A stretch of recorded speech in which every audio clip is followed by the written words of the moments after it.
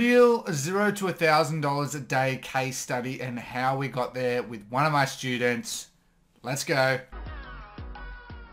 Hey there everyone, welcome to another daily video. This is a very special one. I have a special guest named Eddie. He's one of my students who has agreed to discuss his store and his ads, and we'll be discussing just a bit about it, just feeding off one another. It's an absolute pleasure to have Eddie on the show today. Eddie, how's it going?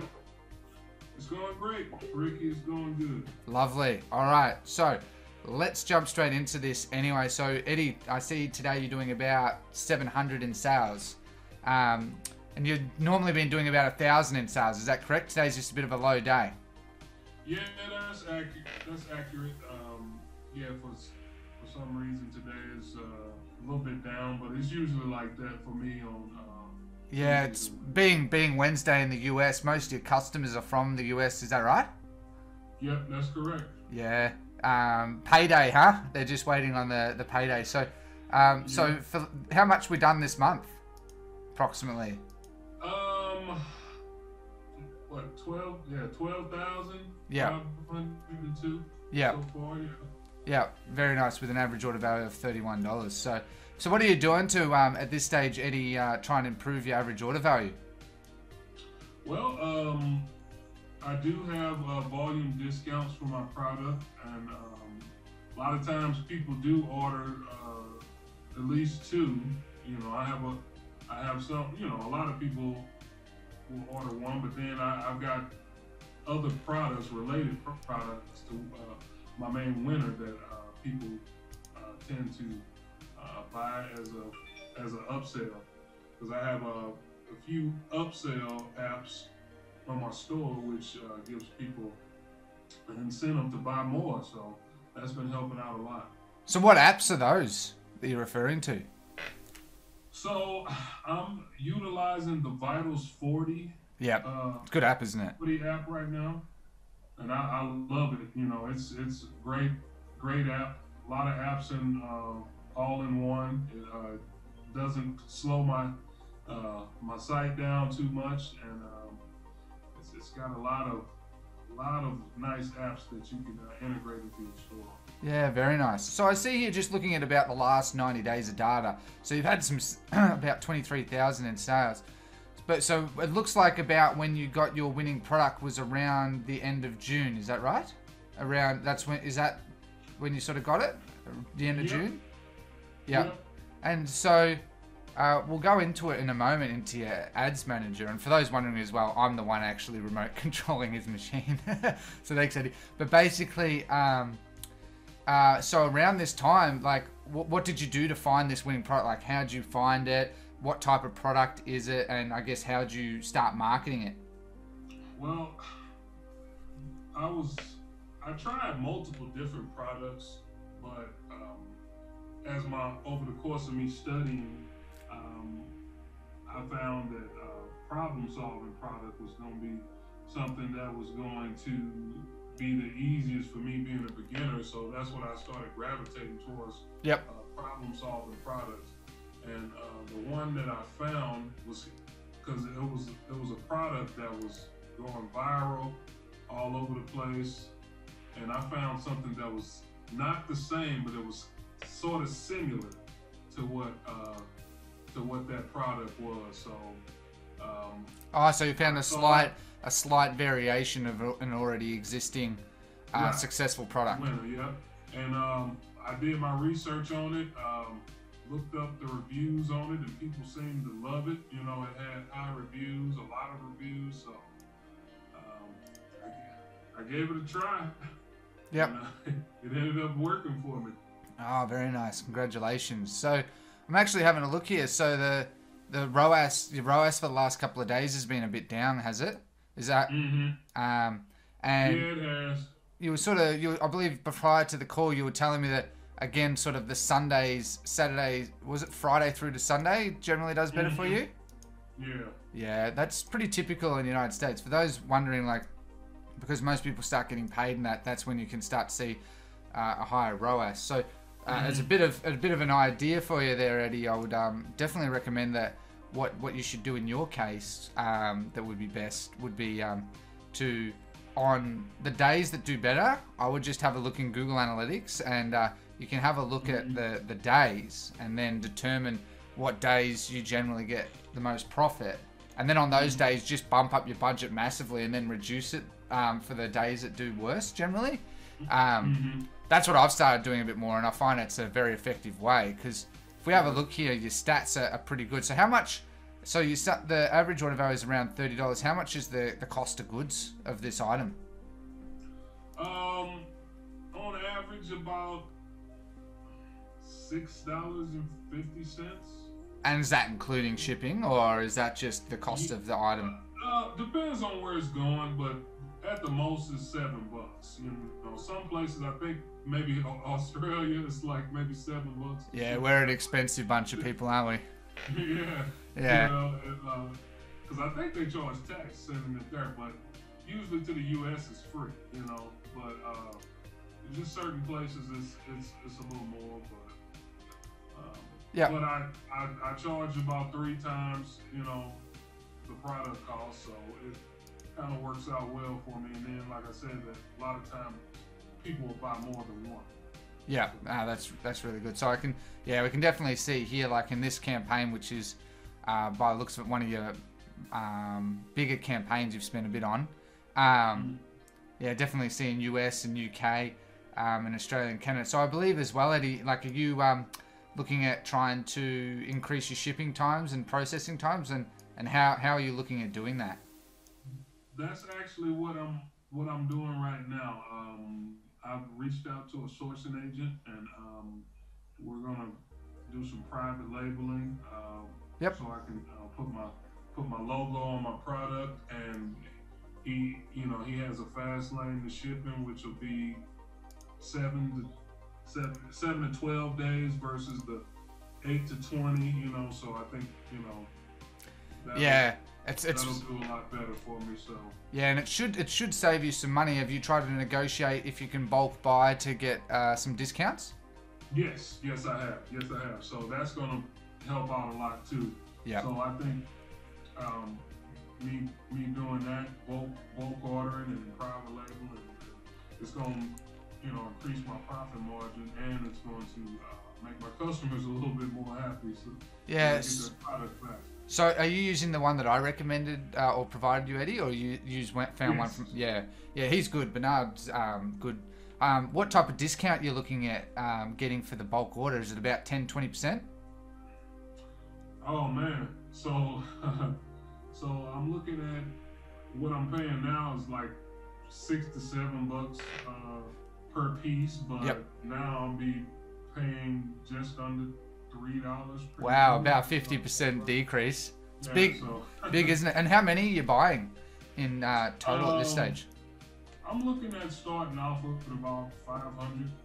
Yep, so you've been about $1,500 of inventory. Yeah. That'll last you a while. Because how many? I didn't actually look. How many units on average a day are you selling? Oh man. Let me see. That's right. I'm sure. I'm doing between 20 and 30 orders a day, so. Yeah. I mean. Yeah, no, that's right. So it'll last you probably about 15, 20 days of inventory at this level. Yeah. No, that's right, because that's sort of what I recommended. In my last video, I say that as well, that always I try and overstock a little bit, just about, depending on your budget, of course, but about 20% above. And for people out there, I would recommend for those scaling to try and do the same, because it can it just means you have one less chink in your chain. It's just really interesting when I have a look here, Eddie, that I'm very much used to that. Looking at the data, that we can clearly see that it's America followed by UK and then Canada and Australia, which is great. Funnily enough, we're seeing that your winning product is more towards men than women in this case. Yeah. Yeah. I know that e-commerce is a lot better with women, but apparently my product didn't like it. So, hey. If you're making money, you follow where the money leads. So you know, and it's doing really well. You know, like one of the things that I'd be advising you to do, that I usually advise other students and other people that ask, is now that you've got a winning product, I would be try and increase the price of your product an extra $5-10. Really? Yeah, absolutely. I would. I've had a number of students, for instance, in similar scenarios like you, with similar average order value of around 25, 30 bucks. Most people sit in about 25 to 40 range when we're talking about drop shipping. When you have consistent sales, and you have a winning product and you're making money, you've taken 95% of the hard work out. Now it's just amplifying. One of the things that I do is I always have taken the approach that why not try and make more money from, I just flat increase the price. I would probably, for you, advise that you increase the price at least $5-10. And because, so how much is that base unit? Is it 25 bucks or 30 bucks? What I'm charging? Yeah. So for a base unit. So for a base unit, I'm charging $20.95. $20.95, yeah. I would definitely at least be making that. 21 bucks, yeah. Yeah, you got me. But so I would actually, for you, I would recommend making it $24.99. I always do $5 increments, and ideally what you really want, because at 20 bucks, clearly the fact you're profitable is fantastic. But you really want to try and get it from 20 bucks to, preferably you want to get a base unit to $30. And I presume because you're going through my private supplier, Bernard, or How e-commerce, that the items are good quality, so you don't have to worry. You don't have to worry about, customers getting shitty and stuff. You've gotten a higher quality product, and it's with faster shipping, you'll be able to handle that better. So I would definitely be advising that, because it'll help you scale. So on that topic of... So do you think they wait until I get my, until I get it from Bernard, get it buy it in bulk, and then increase? No, I would actually increase it now. I don't see any reason why you wouldn't want to increase it now, because you're in the process of phasing into the private supplier anyway, and it's really, it's not really going to make much of a difference. You're just going to handle those as they come.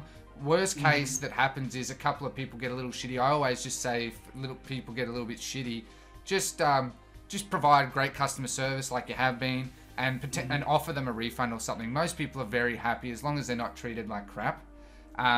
So personally, for me, what my goal is to find a winning product, get sales, scale it up, and then my first goal is to try and increase just the base price of the product at least another $5-10. And I find probably 9 out of 10 times it's rare that it actually causes an adverse effect. I had a product, you've probably seen it in my course, that I started that product at was it $29.99, and I got it all the way up to $79.99, and it was still selling. Okay. Oh, wow. And I thought every step of the journey that, oh no, people aren't going to buy it. And your conversion rate does take a slight dip, but it's heavily compensated by the fact that you make such a large average order value. You still make more money than you would at a higher average order value, if that makes sense. So as long as you keep honing in on that makes sense. So what I wanted to, I guess, ask as well is, so what scaling techniques are you employing at this point to start, getting from 20 to 30 to 30 to 40 to 40, 50? What are you going to be doing there? Well, I think, I'm just utilizing, a lot of the techniques that I've learned, using my lookalikes, interest targeting, stuff like that. Just seeing what works, finding stuff that works and continuing to increase the budgets. I'm trying to utilize different ways of getting sales. I've been utilizing ManyChat. I'm trying to grow that. Google Ads, I'm working on that. I'm just trying to use every avenue that I can to grow my business. And I haven't ventured into the YouTube ad space yet, but I'm trying to get a handle on this, and then I'm looking to venture into that as well. Yeah, very nice. Yeah, because I always advise people, when you have a winning product, one of the first things you should do is, obviously you're going to start remarketing, which is what I'm seeing that you're doing. But I always advise that you start remarketing on Google especially, and start running some shopping campaigns that don't have to be perfect, but you have your brand search, you have your display ads, your Gmail ads, because you can get much cheaper cost per purchase. As like a bit of an observation as well. I can see that you know, you can probably so most of your customers, by the looks of it, are coming from Instagram in this case. Yeah. And what are you doing to try and improve your Instagram message? Are you making more placements for Instagram, more ads for that are tailored for Instagram? Not really. I'm just I have, like, in my remarketing ad, I got about, I think, 5 or 6 creatives that I use. You know, a few photo ads. Because as an observation, one of the things that I always do, once you get enough data in a campaign, because you've got 59 sales here, I always like to have just a quick look at the main things, being countries, age, gender, and placement. One of the things with placement is, I presume, I haven't seen what your product is or whatever, but I presume that your ad was originally designed primarily for the feeds. Is that correct? As a square placement? Yeah. So what I advise to a lot of people, and for those watching this is something that you might find very valuable, I would get your winning ad and just either in Canva, because Canva have placements for it. I use Camtasia personally. If it's a video, then I just make the for you, Eddie, do you use Camtasia for video editing? I actually use Animoto. Oh yeah, I know a lot of people use Animoto. Yeah, so for those either using Camtasia, Animoto, or whatever it may be, just make your ad in a placement that's 1080 by 1920, or I think it's 191:1 ratio, basically optimized for a vertical mobile screen. It really does help with your conversion rates. Really? Yeah, quite a lot, because right now your ad will be on, especially on stories, for instance. And as we can see, we've got a few sales on stories, but it's not really profitable. Stories is very untapped. As you can see, you've got a much cheaper CPC, but your ROAS is lower. And that's probably because Facebook is automatically downsizing your creative to being a small rectangle that's a horizontal rectangle rather than a vertical rectangle that's optimized for mobile. So what I would advise in your case is to make a new placement. Make a new creative using your existing best creative, because I presume you've tested a number of creatives at this point. Use your best creative and just make it optimized for stories placement. As you can see, it'll work quite well for you based on stories, because if you can start to get stories converting better, you've nearly halved your CPC, but we just need to increase our ROAS, and then that should allow you to scale much more comfortably. Okay? Oh wow. And just throw it in with my other. Yeah. So just duplicate your current winning ad in your ad set and test that out. Because what Facebook will do, because Facebook you can choose additional placement. It'll know that is specifically designed for that placement, and it'll start spending there. It might take a little bit. Just keep an eye on it. But it'll start spending there, and obviously what the real goal is to try and optimize that placement, because Facebook now is primarily just about, the ads and your placement with the ads is what I find. So really try and focus on that. I wouldn't say stories if you only had like 1 or 2 sales, but the fact you have 8 with a really good cost per click, and I don't know where your CTR is, sorry, well, with an extremely cheap regardless CPM, you can really capitalize on that. So I'd be focusing on that. And as a last tip for you as well, if Instagram is where most of your sales are at, and we know that most of it's men, for you, I would definitely 100% recommend that you need to hire someone or do it yourself, influencer marketing. Okay, jump straight on influencer marketing. If your sales are coming from Instagram, then it's highly likely that an influencer is going to nearly do, well, dramatically better for you. You pay them $50, $100, and you can get a lot of very cheap sales. And because you know that most of your audience is men, just find an influencer in your niche that demographic is mainly men, and there you go. You've started to diversify your traffic even further. Does that make sense? Oh, yeah, it does. And what was the size on that creative that you were? So it should be basically the opposite of 1920 by 1080, 1080 by 1920.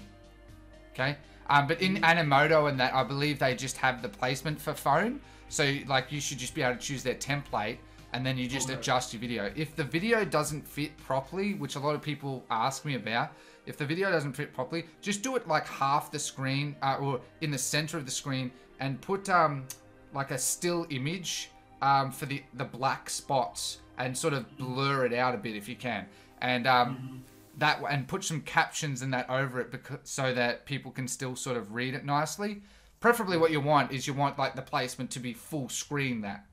So the other thing I would definitely be recommending to you would be, as you scale up higher, would be as you're scaling up, I would get a sample of your product if you haven't already, and I would be looking at getting it professionally made, because then you can make a new unique creative again that no one else has. You can even obviously get it copyrighted, and then you can get those professionals to optimize it for those placements. And trust me, I've seen it a lot myself, done it myself. It really makes quite a difference to your conversion rates.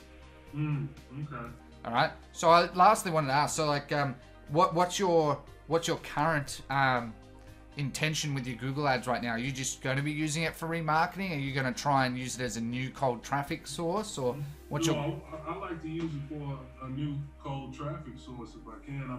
I'm still learning it. It's a lot different. Yep. From as you know, it's a lot different, from Facebook ads with optimizing and so forth. But yeah, I would like to utilize it as a cold traffic source as well, because the people on Google already have buyer intent. So I mean, it's it's got to be a great, I'm sure it's a great place to. Yeah, it just takes a bit. It just takes a bit of time. So what I wanted to ask then, so in relation to this, this is a niche store that we're referring to, correct? Yes. And so is your intention is to long-term brand this store, and then, focus on getting customers back and buying from you again? Yes. Yeah. Exactly. And what do you feel like will be the main reason that you can achieve that over, people that are competitors in your space? What do you feel would allow customers to come back and buy from you again? What do you feel would achieve that? I think that my huge thing is customer service. Yep. I'm currently doing it all myself. I mean, outsource it, man. Outsource it. I know, but I'm trying to get to a certain point. But I want to, I've learned from a lot of different people, and I truly believe, hey, I want to truly learn this well, to be able to do from everything from making creatives to customer service to the whole bit, so that way when I do hire someone, I can teach them the way it should be done, and not just, hey, this is what I want you to do, and then they, kind of run wild, so to speak. But so I want to kind of, really get a good handle on it so that I can, Yep. train people that I hire to do it well. Yeah, that makes customer service. I know it makes a difference, because a lot of the people that I'm in contact with, they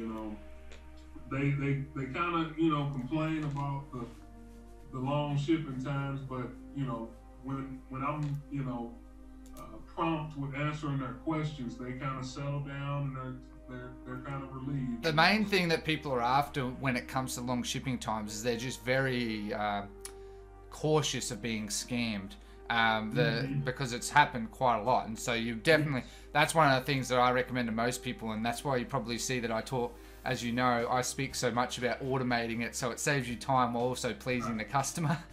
Now, yeah, and that's helped me so much, because because like if you looked at at my sales chart, I found my winner like in June, but I kind of slacked off a little bit because seemed like I was just not going anywhere with it, But then I made some adjustments, and optimized my store and did a lot of the automations and things that you teach, and it's helped out a whole lot with saving time and just making things run a lot smoother. Yeah, I'm not a fan of customer service. That's why, personally, the reason that the reason why I try and automate customer service is not just to save money. It's actually because I just hate customer service. And I just, some of the questions. But what I was gonna, Yeah, I mean, I don't mind it. It's I kind of like the idea of being in contact with my customers and. oh, well, that makes one of us.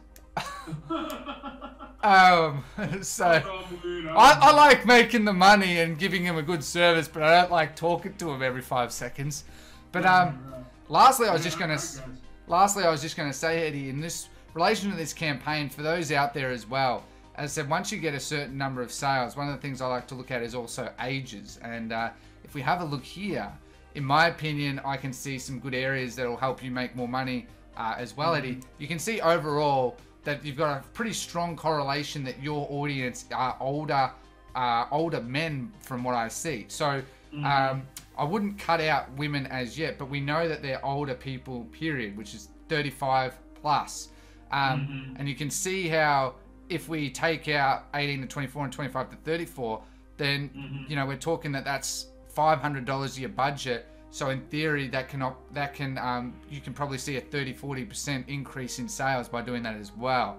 So for those out there, whenever you start getting sales, always, like in Eddie's position, always recommend people just have a quick look at your data, and you might be able to see some strong correlations. Because you can see here that 45 to 54 actually has a $13.87 cost per purchase, which is incredible. And especially as you start scaling, that stuff will become incredibly invaluable. So I hope that helps you as well, Eddie. I wanted to try and make this giving you some mentoring and support, and also give people ideas on what they should be looking at different steps. So on that note then, so what would you recommend, I guess, to people that are trying to find their first winning product and then scale it up? What would you recommend to them based on your experience?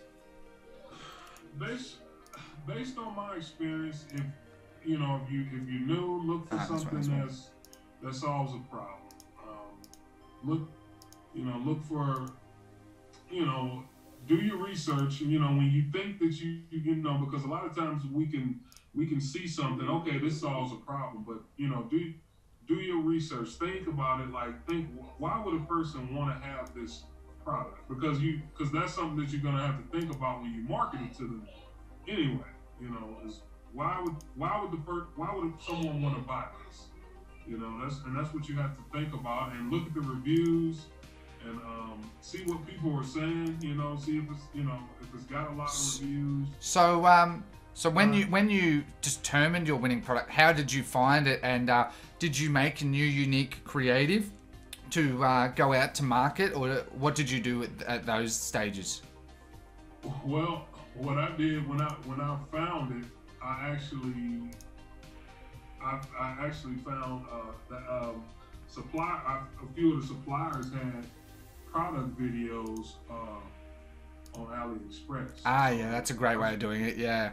So that's where I made my first creative. From there, doing snippets of pieces from YouTube and from the supplier's video on AliExpress. Yeah, and that way it's a new unique creative that someone hasn't seen, and right. You can scale it up. And what have you been doing since after you found that started working? Did you just get from other sources of AliExpress suppliers and that as well to do a similar thing?